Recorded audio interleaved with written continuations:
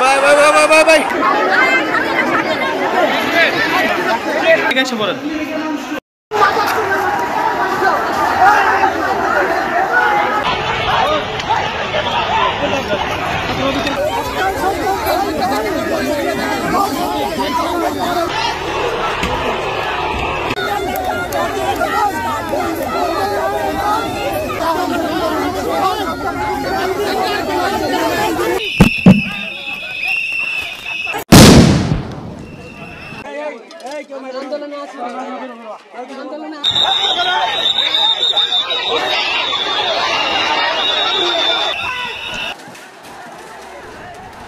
আসসালামু আলাইকুম প্রিয় দর্শক, এই মুহূর্তে রংপুরের তথ্য জানাবো আপনাদেরকে। রংপুর সকাল থেকে শান্তিপূর্ণ মিছিল হচ্ছিল, শিক্ষার্থী এবং ছাত্রদের এই মিছিল যখন রাস্তা দিয়ে যাচ্ছিল এবং অপরপক্ষে কিন্তু ওবায়দুল কাদের ঘোষণা দিয়েছিল আগামীকাল আজকে কর্মসূচি পালন করবে ছাত্রলীগেরা।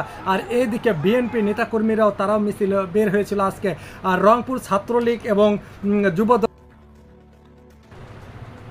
আসসালামু আলাইকুম প্রিয় দর্শক, আশা করছি সকলেই ভালো আছেন। প্রিয় দর্শক, রংপুরের পরিস্থিতি এই মুহূর্তে খুবই ভয়ঙ্কর এবং ভয়াবহ। দর্শক, সকাল থেকে 11টার পর থেকে মিছিল শান্তিপূর্ণই হচ্ছিল ছাত্রদের এবং শিক্ষার্থীদের, এবং ছাত্রলীগ এবং যুবলীগের মিছিলও আজকে বের হয়, বড় বড় মিছিল। গতকাল সাধারণ সম্পাদক ওবায়দুল কাদের তিনি কিন্তু ঘোষণা দিয়েছেন এবং পাল্টা কর্মসূচি তিনি জানতেন, ভালো করে গেম খেলতে জানেন। যখনই কোনো দেশে বিএনপি জামায়াত কোনো যদি মিছিল বা আন্দোলন করতে যায় উনি কিন্তু পাল্টা কর্মসূচি দেয়। সেই একই ক্ষেত্রে তিনি আবারও শিক্ষার্থীর পাল্টা কর্মসূচি ঘোষণা করেছেন আওয়ামী লীগের নেতাকর্মীদের, যার কারণে আজকে সংঘর্ষটা অনেক বড় হয়ে গেছে এবং ভয়ঙ্কর রূপ ধারণা করছে। দর্শক, আজকে রংপুরের পরিস্থিতি বেশি একটা ভালো না। রংপুরে খুবই ভয়ঙ্কর অবস্থা, পাল্টা ধাওয়া হচ্ছে। শিক্ষার্থীদের যে মিছিল ছিল শান্তিপূর্ণ মিছিল, একদিকে আওয়ামী লীগের অনেকে সংঘর্ষ হয় এবং অনেকে পাল্টা দেওয়া হয়। সবারই হাতে আমরা দেখতে পাচ্ছি লাঠি, অনেকের হাতে অনেক কিছু অস্ত্র। কমিউনিটি গাইডলাইনের কারণে বলতে পারছি না, আপনারা বুঝে নেবেন। পিস্তল, তারপরে আমদা, অনেক কিছু ছিল নেতাকর্মীদের হাতে, যারা বড় বড় নেতাকর্মী তাদের হাতে ছিল, আর ক্ষমতাসীনদের হাতে।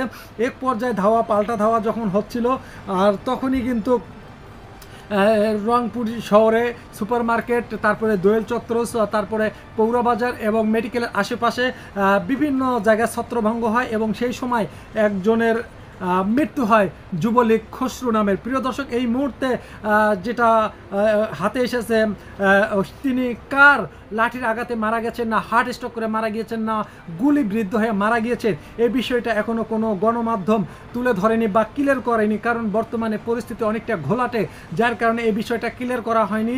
যখন মিছিল এবং আন্দোলন হচ্ছিল তার সেই সময় কিন্তু তিনি মারা যাননি, অনেক পরে তিনি মারা গিয়েছেন এবং সেটা এখনও কোনো নিউজ এ পর্যন্ত নিশ্চিত করেনি যে খসরু সাহেব যুবলীগের নেতা তিনি কি কারণে মারা গেলেন। কোনো চ্যানেল এ পর্যন্ত সেটা নিশ্চিত করেনি। দর্শকরা, রংপুরে পাল্টা ধাওয়া হচ্ছে এবং শিক্ষার্থীদের তারা যে আন্দোলন করছিল এক জায়গায় বসে আছে কিন্তু, এবং কিছু নিউজ থেকে জানা গেল বিএনপি বনাম ছাত্রলীগ এবং যুবলীগের মধ্যে পাল্টা ধাওয়া হয়েছে।